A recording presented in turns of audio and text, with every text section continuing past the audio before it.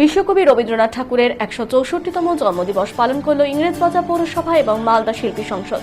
বুধবার সকাল ৮টা নাগাদ মালদা শহরের রাজমহল রোডে রবীন্দ্র মূর্তিতে মাল্যদান করে শ্রদ্ধা নিবেদন করেন ইংরেজবাজার পৌরসভা চেয়ারম্যান কৃষ্ণেন্দু নারায়ণ চৌধুরী। এছাড়া উপস্থিত ছিলেন স্থানীয় কাউন্সিলর শুভময় বসু, মালদা শিল্পী সংসদের সভাপতি ডক্টর ডি সরকার, সম্পাদক মরয় সাহা সহ অন্যান্য শিল্পীরা।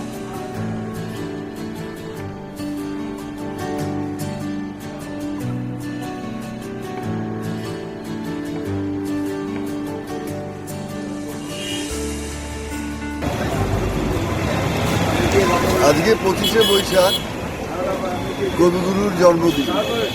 প্রতি বছরই আমরা মালদা শিল্পী সংসদের পক্ষ থেকে সকালে আমরা কবির যে মূর্তি রয়েছে আমাদের এখানে, তাতে পুষ্পার্ঘ্য নিবেদন করি, শ্রদ্ধা নিবেদন করি।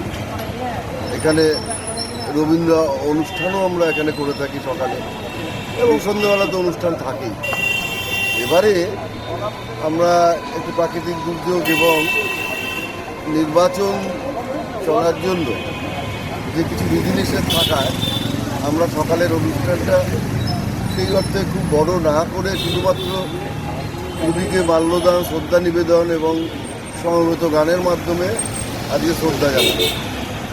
এবং এখন তো রবীন্দ্রনাথ আমাদের সমাজে সবচেয়ে বেশি প্রয়োজন তাকে, কারণ সারা বিশ্ব এবং আমাদের দেশের যে সার্বিক পরিস্থিতি, তাতে তার চিন্তাভাবনা সেটা যদি আরও বেশি আমাদের মানুষের মধ্যে ঠিক মতো আমরা তাকে যদি দাম আনি, তার গান, তার কথা, তার কবিতা সব কিছুই আমাদের তো খুব মুশকিল।